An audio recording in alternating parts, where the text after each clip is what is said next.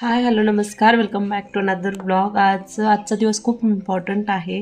आज बाळाला 9वा महिना पण लागला आणि त्याचं जावळ पण काढायचे. जावळ म्हणजे काय ते तुम्हाला माहीतच असेल. जे सुरुवातीचे केस असतात बॉर्न झाल्यानंतरचे, ते पहिली त्याची कटिंग थोडक्यात ते करायचे आहे. आणि काही जण म्हणतात ती सासरी केली पाहिजे, काही जण म्हणतात वेगवेगळ्या पद्धतीने सांगतात. सो मला जितकं माहीत आहे तितकं सानूचं पण आम्ही इथेच काढलं होतं.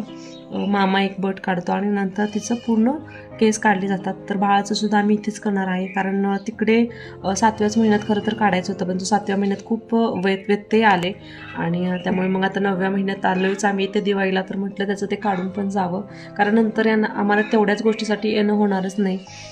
सो तेच करायचं आहे आत्ता. आणि त्याच्या आधी ते देवाला पाया वगैरे पडायला न्यायचं, नंतर तिथं ते नैवेद्य वगैरे दाखवायचं, हे सगळ्या गोष्टी करायच्या आहेत. त्यामुळे स्वतः बाळ झोपलं आहे बघा. बाळ झोपलं आहे, परंतु त्याला उठून आंघोळ करून नंतर आम्ही त्याला दर्शनासाठी नेणार आहोत. जे की आमच्या गावामध्ये आहे, देव आहेत, तिथे त्याच्या पाया पडून नंतर मग त्याचे ते केस कापले जाणार आहेत. सो मी तुम्हाला दाखवेनच. सो आज त्याचं फायनली आम्हाला जावळ काढायचं आहे. तर जावळ काढायला जाण्यासाठी हा सानूच्या बड्डेचा ड्रेस आम्ही त्याला घातलेला आहे आणि तो खूप क्यूट दिसत होता, म्हणून त्याचा आम्ही फोटो वगैरे काढले, कारण जावळ केल्यानंतर तो टकलूच होणार होता. सो त्याचे खूप सारे फोटो व्हिडिओज आम्ही काढल्यानंतर आम्हाला 11 वाजले होते आणि आम्हाला जायचंच होतं गावामध्ये. तोपर्यंत ही एक नवीन गाय आम्ही जी विकत घेतली होती वडिलांनी, ती आली होती किंवा तिला आणलं होतं घरी. त्यामुळे मग अगोदर तिची पूजा करून आम्ही निघणार होतो. तर मलाच पूजा करायला सांगितली होती. तर मला खूप भीती वाटत होती, कारण की गायांची मला प्रचंड भीती वाटते, कारण की ते मारायचीच खूप भीती वाटते. आणि त्यात घरच्या ज्या गाया असतात ते माहीत असतं कुठली मारते आणि कुठली नाही. परंतु ही नवीन आलेल्या गाई मारते का शांत आहे याचा अंदाज येत नाही, आणि ती खूप अशी वळवळ करत होती, त्यामुळे मला खूप भीती वाटत होती. तर मी ना खूप भीत तिची पूजा केली आणि नंतर तिला एक चपातीचा तुकडा चारला. त्याच्यानंतर मी कपिल, आई, सानू आणि बाळास आम्ही एवढे जण गावामध्ये आलो.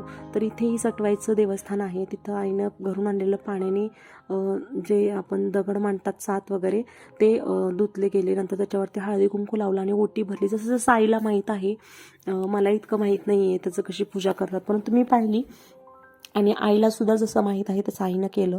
नंतर एक ब्लाऊज पीस मांडला, त्याची ओटी भरली गेली आणि नंतर त्याच्या देवांसमोर नारळसुद्धा फोडला, नैवेद्य मांडला. आणि हे सगळं झाल्यानंतर आईने आम्हाला बाळाला हे करण्यासाठी, पाया पाडवण्यासाठी बोलवलं. तर पाया पडून झाल्यानंतर कपिलने बाळाला मांडीवर घेऊन एक बट काढून देवाला अर्पण करायची असते. परंतु जेव्हा सानूला समजलं की कपिल बाळाचे केस कापणार आहे, एक बट काढणार आहे, तेव्हा सानूने मात्र कात्री द्यायला नकार दिला आणि सानू बोलली की मीच कापणार आहे बाळाचे केस. कसं तरी गोड बोलून बोलून तिच्याकडून कात्री घेतली नाही. बघा, हळदी कुंकू सुद्धा लावून घेत नाही, लगेच मागे पडली, परंतु तिने हळदी कुंकू लावून घेतलं नाही.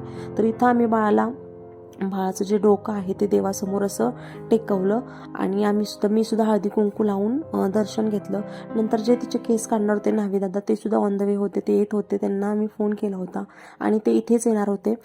सो कपिलने बाळाची एक बट कापली आणि ती देवाला अर्पण केली.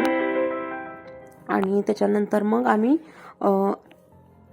घरी जाणार होतो सगळे केस काढल्यानंतर. इथं फायनली तुम्ही बघू शकता आमच्या गावचे जे न्हावी दादा आहेत, तर त्यांनी हे बाळाचे केस काढायला सुरुवात केली आणि अवघ्या 2-3 मिनिटामध्ये त्याचं टक्कलसुद्धा झालं. तर अशा प्रकारे जावळाचा जो कार्यक्रम होता तो संपन्न झाला.